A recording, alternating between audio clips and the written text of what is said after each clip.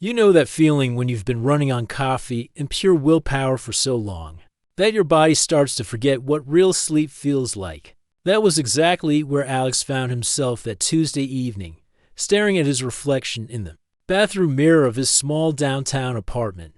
Dark circles under his eyes told the story of countless late nights spent preparing presentations for his new marketing job, and his shoulders ached from hunching over his laptop.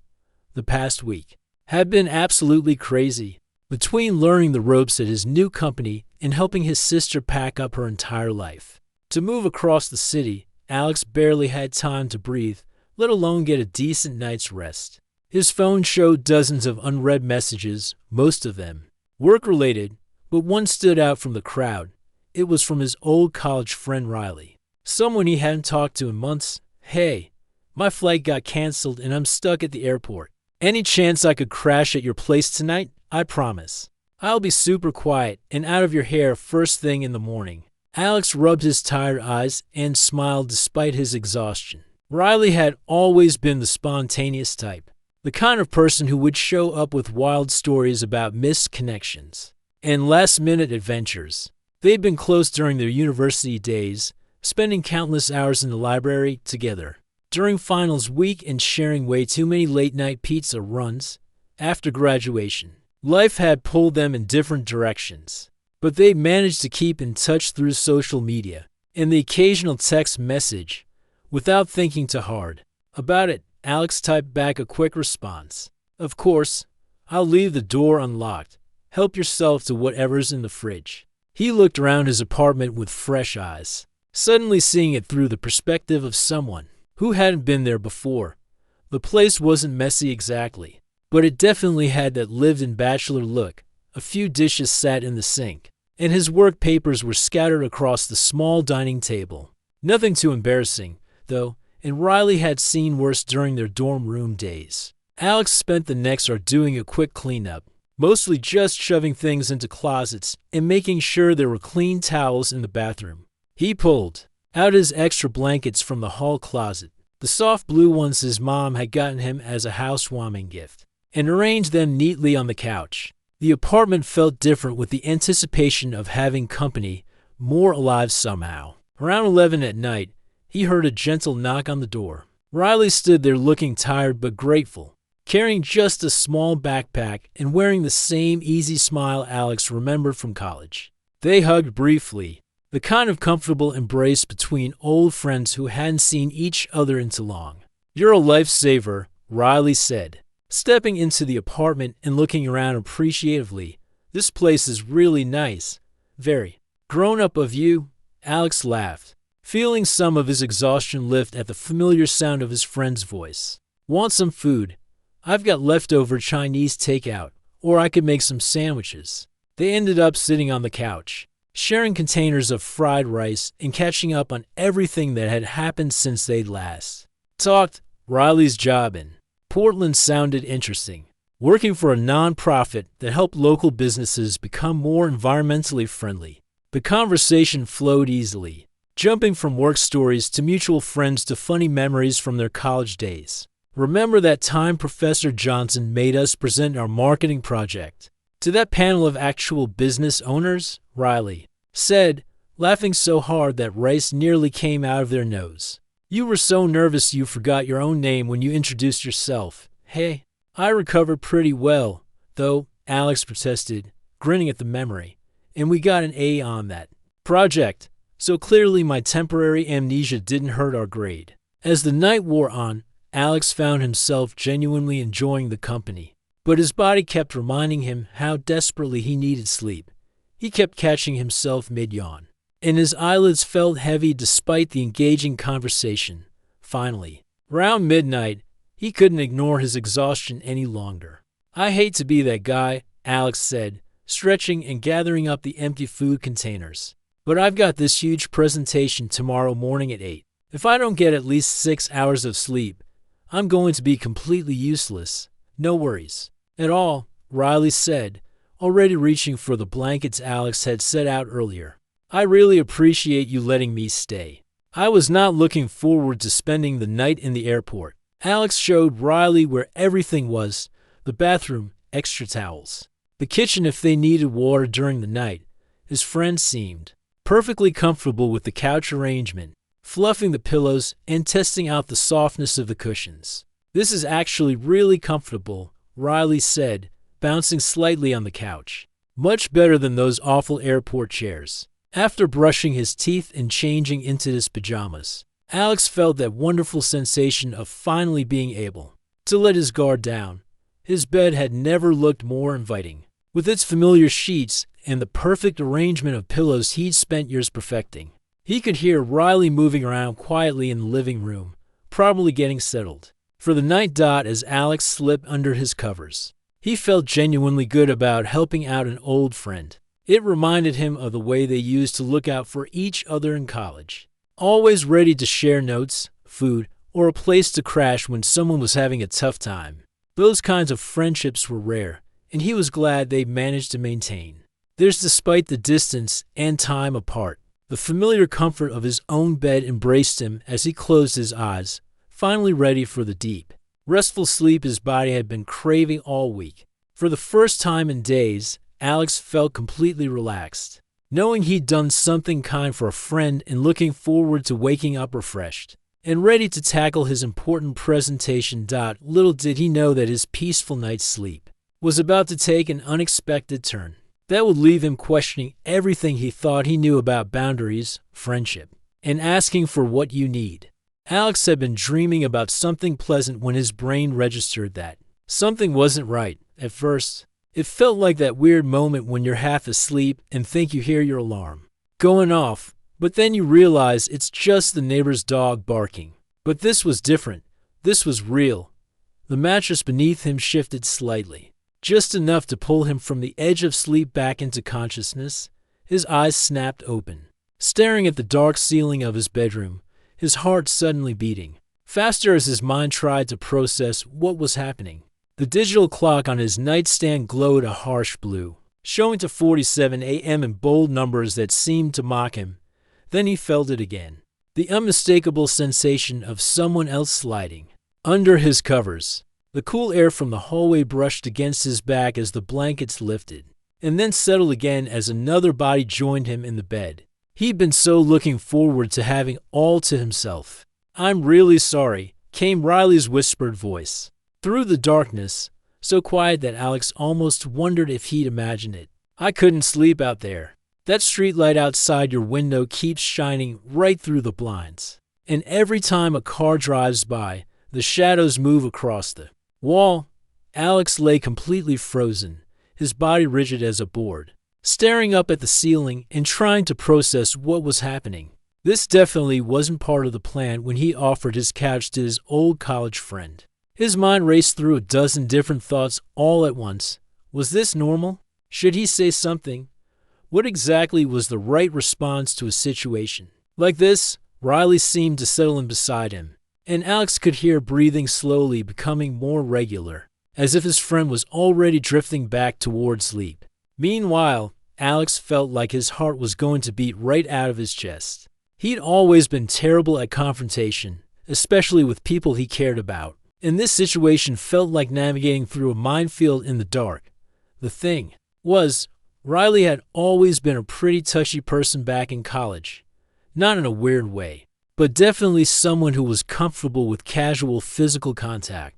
The type who would fall asleep on your shoulder during long study sessions, or grab your arm when telling an exciting story. But this felt completely different from those innocent college moments. This was his bed, his personal space, in the middle of the night. Alex found himself pressed against the very edge of his own mattress, trying to create as much distance as possible while still technically being in his own bed. It was ridiculous, really. Here he was, a grown adult, hugging the edge of his own bed like he was the one who didn't belong there. Every small sound seemed amplified in the darkness. The old building's heating system kicked on with a gentle hum. A car passed by outside, its headlights briefly illuminating the room through those blinds Riley had complained about. Somewhere in the distance, a siren wailed, probably heading to some emergency across town. All of these normal nighttime sounds that usually helped Alex fall asleep now seemed to mock his wide-awake state. He kept glancing at the clock, watching the minutes tick by with agonizing slowness. 2:52 a.m., 2:58 a.m., 3:15 a.m. His presentation material sat on his desk across the room, and he started doing mental math, calculating exactly how little sleep he was going to get before his important morning meeting. The irony wasn't lost on him. He'd been exhausted all week, finally had the chance for a good night's sleep, and now he was lying there wide awake, staring at the ceiling. Part of him wanted to say something, to gently suggest that maybe Riley should go back to the couch, but another part of him worried about making his friend feel unwelcome or embarrassed. What if Riley was having some kind of crisis he didn't know about? What if there was a good reason for this that he just didn't understand yet? Riley shifted slightly in sleep, moving just a little bit closer to the center of the bed, and Alex found himself practically hanging off the edge of his own mattress. This was getting ridiculous. He was a grown person in his own apartment, in his own bed, and somehow he felt like he was the one who was out of place. The more he thought about it, the more confused he became. Riley had always been straightforward about things in college. If something was wrong, or if there was a problem, his friend usually just came out and said it. So why the midnight bed invasion without any explanation? Was this just about the street light? Or was there something else going on? Alex tried to remember if Riley had seemed different earlier that evening. During their catch-up conversation, had there been signs he'd missed? His friend had seemed tired. Sure, but so was everyone these days. The conversation had been normal, full of the usual updates about work and life and funny memories from their college days. Nothing had seemed off. As the minutes continued to crawl by, Alex found himself caught in an increasingly uncomfortable mental loop. He didn't want to be rude or make his friend feel bad, but he also felt like his personal space had been invaded without any warning or discussion. It was his bed, after all, and he never agreed to share it. The worst part was that Riley seemed to be sleeping peacefully now, breathing deep and even, completely unaware of the internal turmoil happening just inches away. Meanwhile, Alex lay there rigid and wide awake, watching the clock tick toward morning and feeling more confused and frustrated with each passing minute. Tomorrow's presentation suddenly felt very far away, and Alex began to wonder if this was going to be one of those nights that felt like it lasted forever, leaving him exhausted and unprepared for the important day ahead. The next 2 hours felt like the longest of Alex's entire life. He found himself counting every breath, every small movement, every shift of the mattress. His neck started to ache from lying in such an awkward position, pressed against the very edge of his own bed like he was afraid to take up any space. At some point around 3:30 a.m., Riley rolled over slightly, and Alex felt his friend's arm brush against his shoulder. The contact made him freeze completely, holding his breath like he was trying to become invisible. It was such a simple, innocent touch, but in the context of this weird midnight situation, it felt way more significant than it should have. Alex's mind kept running in circles, replaying the same thoughts over and over again. Should he wake Riley up and ask what was going on? Should he just get up and go sleep on his own couch? But that seemed crazy, getting kicked out of his own bedroom, in his own apartment. The whole thing felt like some kind of bizarre dream, except he was definitely wide awake, and this was definitely really happening. He tried closing his eyes and forcing himself to relax, using some of those breathing techniques he'd learned from a meditation app he downloaded but never really used. Breathe in for 4 counts, hold for 4, breathe out for 4. It worked for about 30 seconds before his brain started racing again. The street light that Riley had complained about cast strange shadows on the wall, and Alex found himself staring at them, watching how they moved every time a car passed by. He never really noticed how busy his street was at night. Delivery trucks, late shift workers heading home, people coming back from bars or parties.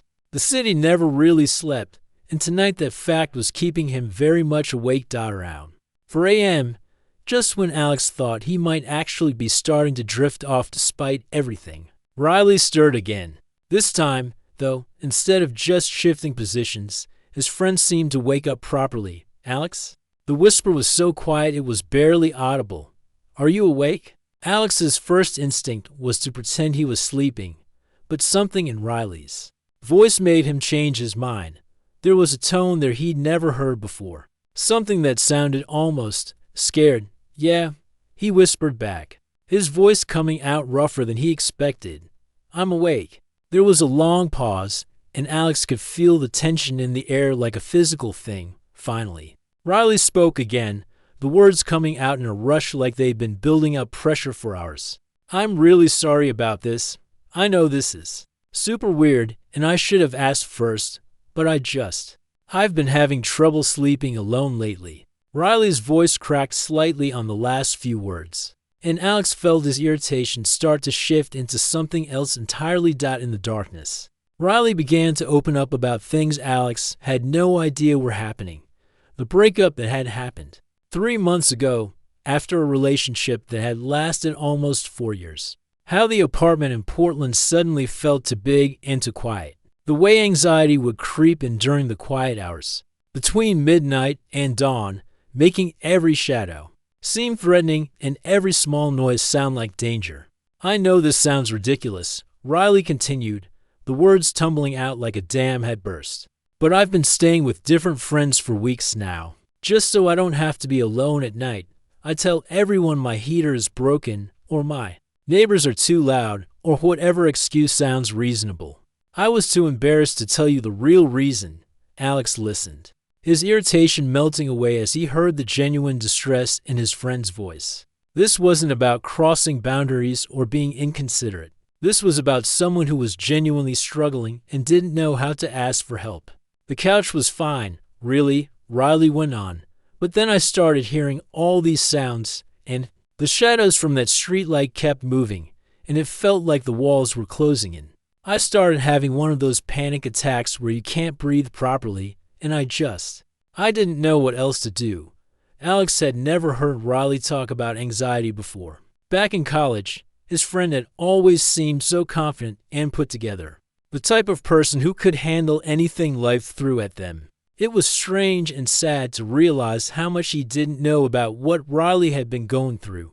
"I should have explained earlier," Riley said, and Alex could hear tears in the voice now. "I should have been honest about why I really needed a place to stay.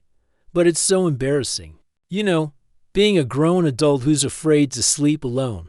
The room fell quiet again, but it was a different kind of quiet now.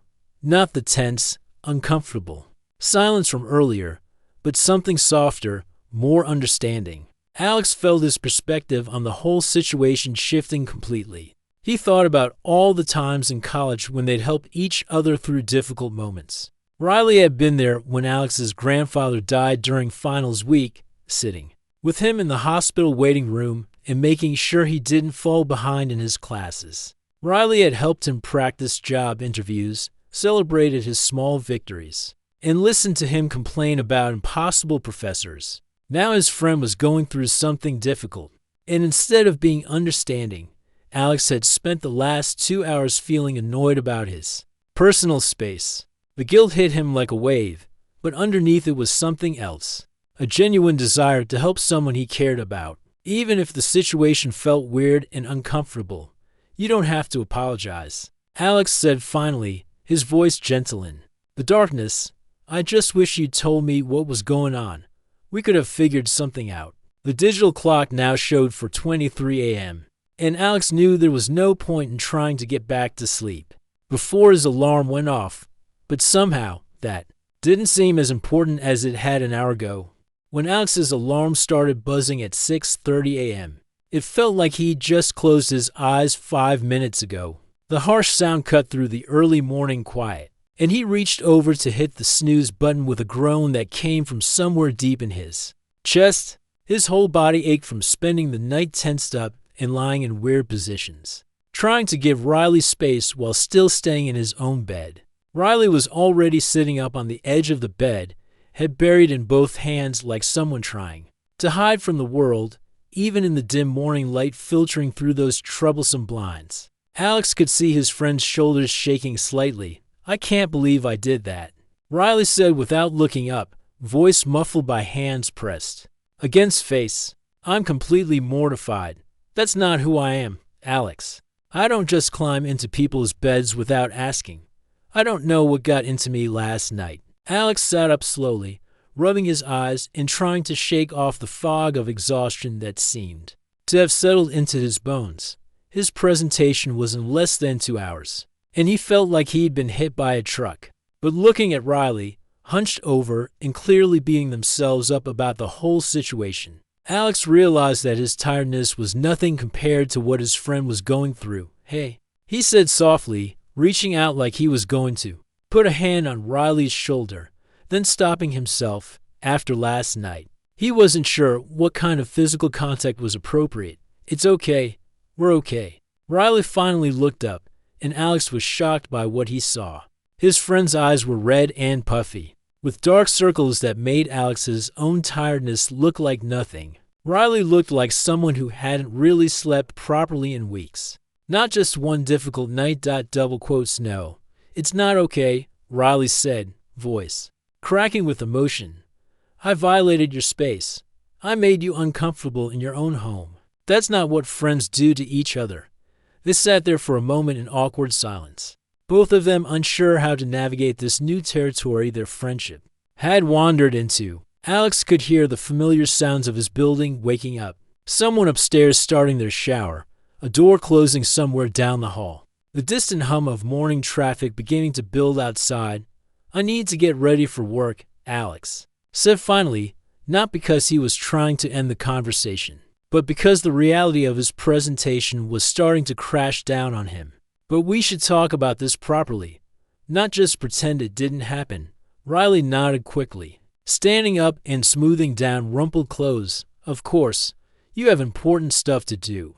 I'll get out of your way." Alex went through his morning routine in a weird kind of autopilot mode, brushing his teeth and taking a quick shower while his brain tried to process everything that had happened. The hot water felt amazing on his tense muscles, but it didn't do much to clear the fog in his head. He kept thinking about Riley's words from the middle of the night, about the anxiety and the loneliness and the way his friend had been bouncing from couch to couch, too embarrassed to admit what was really going on.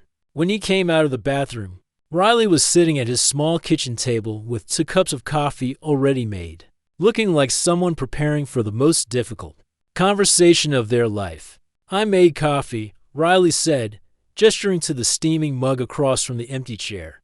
"I figured you needed it after the night I put you through."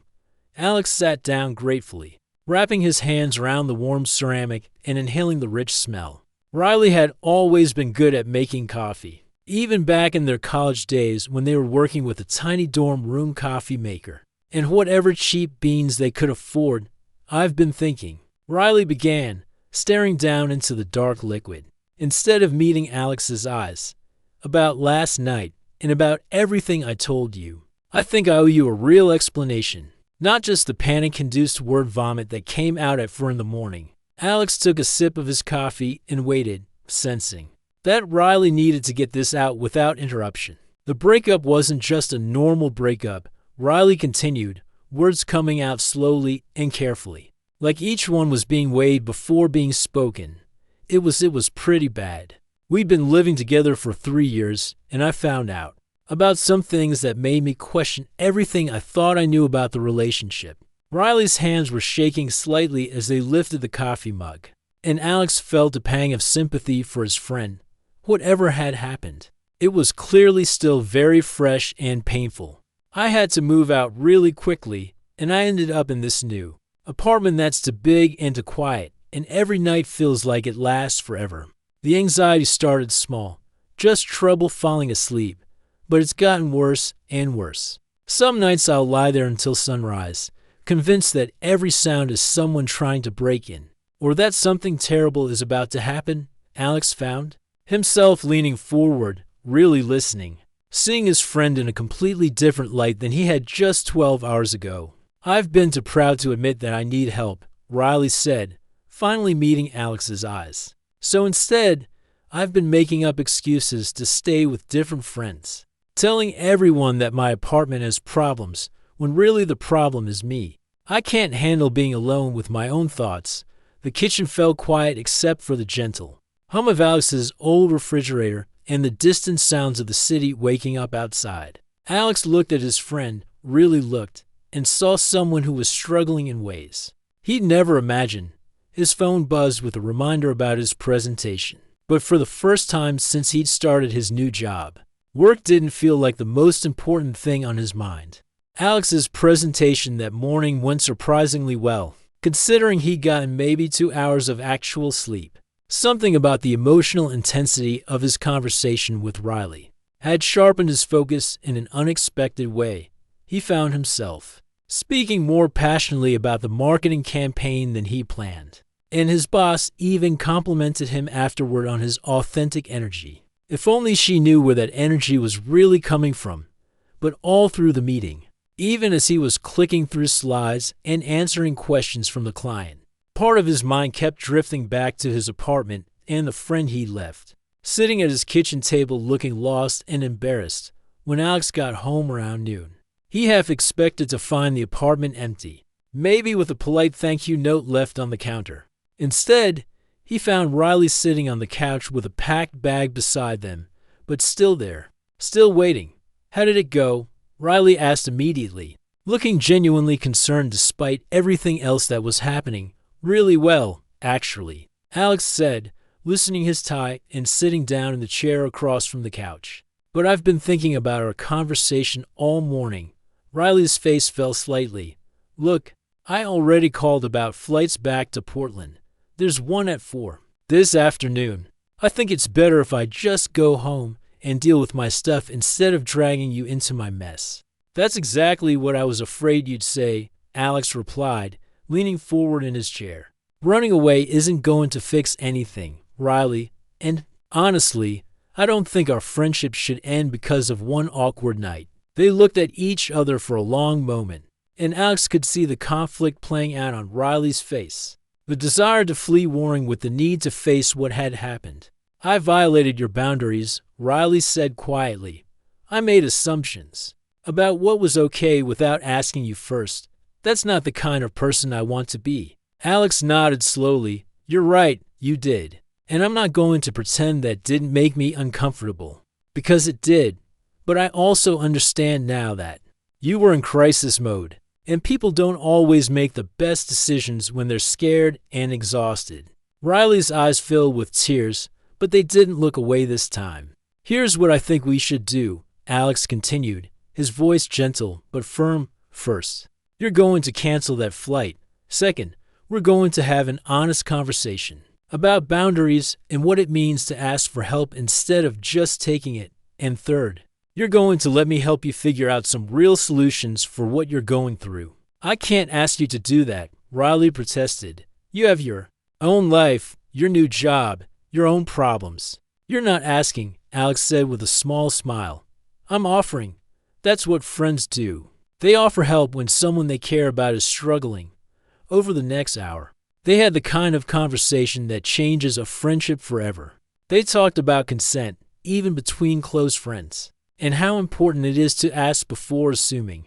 Riley admitted that the anxiety had been affecting their judgment, making them act in ways that normally would have felt completely wrong. Alex shared his own struggles with setting boundaries, admitting that his discomfort had been just as much about his own inability to speak up as it was about Riley's actions. "I kept lying there thinking I should say something," Alex confessed.